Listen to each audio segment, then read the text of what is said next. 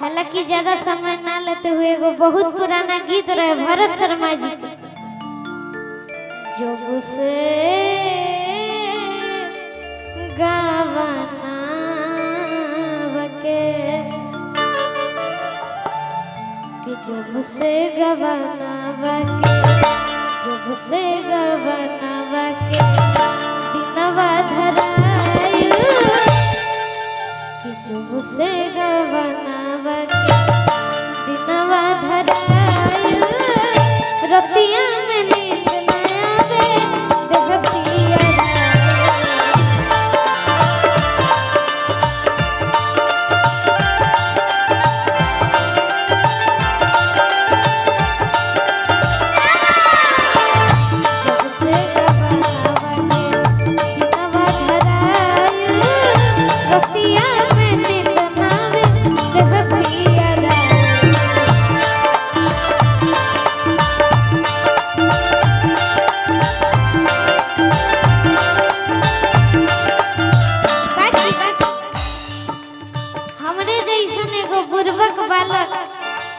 नादान बालक बीरा वाली माई के दरबार में गइल बा आ कहता माई आज सब लाज तू ही हमारे इज्जत बचा सकत रुए तना पब्लिक के भीड़ में।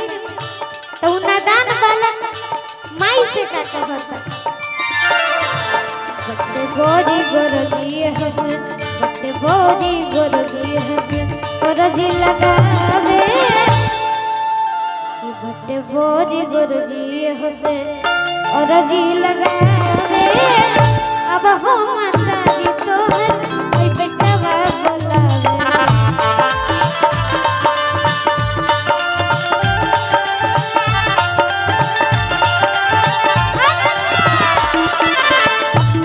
बोरी गुरुजी हसे और जी लगावे अब हो माता जी तो है बबुआ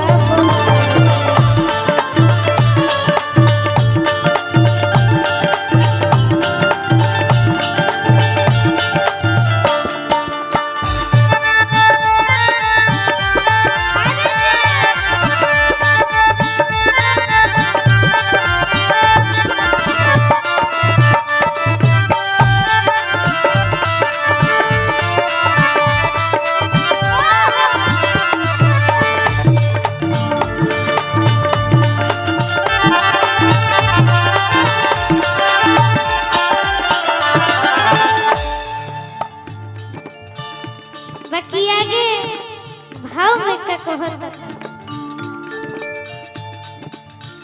छूटल किनार तले टूटल पातवान हो बन जा खेवैया मैया करल माज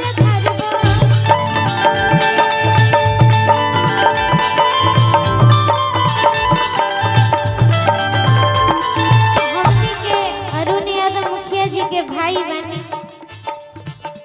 हमारे प्यारे भाई अरुण यादव के यहाँ वर्षगांठ के शुभकामना पर जो भी कलाकार बंधु हैं बहुत अच्छा कार्यक्रम के साथ उपस्थित हैं।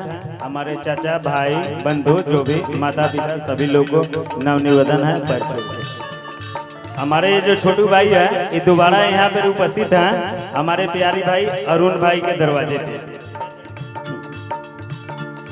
इसका जो कलाकार है ना भगवती का आशीर्वाद बजरंगबली का बना रहे ये आदमी बहुत ऊपर उठता रहे। हमारे प्यारे भाई अरुण यादव सामाजिक कार्यकर्ता 98 साहेबगंज तुलसी भाई यादव कोटवा जिला परिषद हमारे प्यारे भाई मैनेजर भाई पकड़ी दिनेश राय हमारे प्यारे मामा समान हमारे SHO साहेबगंज एडिशनल विमल कुमार यादव भाई के इस परागण में रात भी आगमन हम हुए थे आज भी हुए हैं। आप सभी का मान सम्मान ऐसे जनप्रतिनिधि के साथ बना रहना चाहिए कि हमेशा इस तरह के कार्यक्रम होते रहे एक प्रेम का बंधन बना रहना चाहिए। ये जो अरुण भाई है इनके दिल में आज प्यार रहता है। ये आदमी दीवापुर से यहाँ अपना सम्राट कामकाज छोड़ के पैसा कमाने का सारा सहानुभूति छोड़ के यहाँ आ गया। केवल इस आदमी के अंदर यही है कि भावना है कि समाज का मदद करना है, समाज के साथ चलना है। पैसा कमाने के लिए बहुत रास्ता है। पैसा कमाने के लिए बुद्धि विवेक अगर ताकत है तो पैसा बहुत हाथ में है, लेकिन पैसा बहुत बड़ा चीज नहीं है। इंसान को पैसा कुछ नहीं चाहिए। इंसान का उम्र 60 से 65 साल लाइफ है, लेकिन समाज उसी को बनाता है जो समाज में बन के रहे, जो दिखावा नहीं करे। समाज उसी को जाने के जो फलना था वो कुछ करके गया। इसी तरह से आप लोग का सदैव बना रहना चाहिए। आप लोग का प्यारा छोटा भाई, चाचा, भतीजा और आप लोग का जो भी समझिए, आपके दरवाजे पर आके आप लोग से रिक्वेस्ट है कि इस भाई पे सदैव प्रेम भाव सदा बना रहिए और आप लोग का आशीर्वाद बना रहे।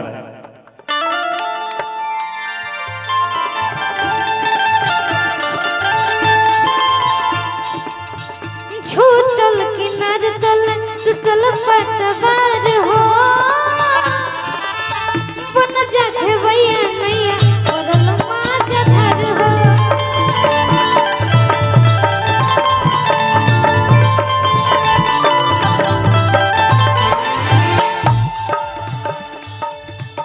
बाकी इहे लाइन के अगर अपना छपरहिया भाव में कहल जाए तो केंगा कहल जाए। छूटल किनार तल टूटल पतवार हो,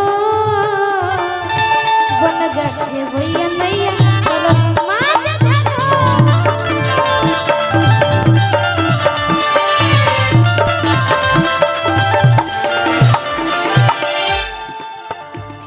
कोई से के पार जाई, कैसे के पार जाई, कैसे के पार जाई, तोहर नावे अब हो मतारी तोहर बेटवा बोलावे।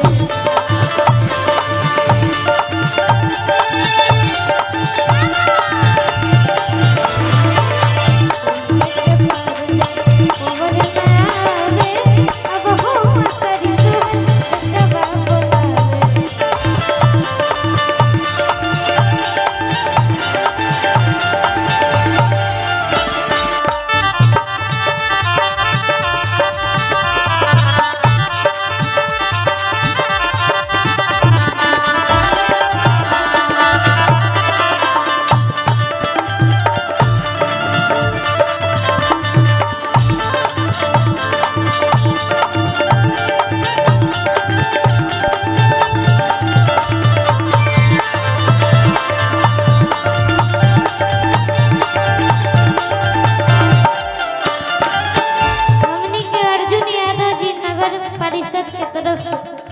बहुत सारा आशीर्वाद आयल बाकी और भक्त प्यारा से भाव में कहल हो।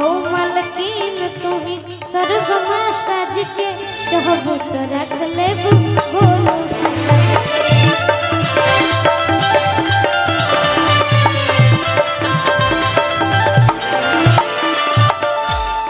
कि हो मालकीन तुही सरगम साज के चाहबू तो रख लेबू रघु के लाज के।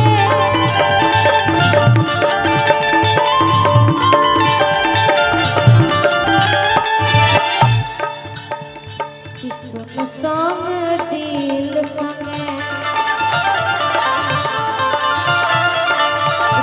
संग दिल संग सिरवा झुकावे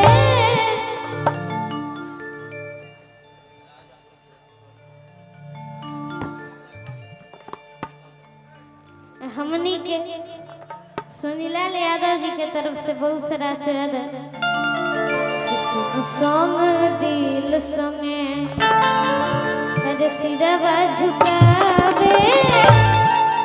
बाकी अब हो मतारी तो अरे बेटा बोला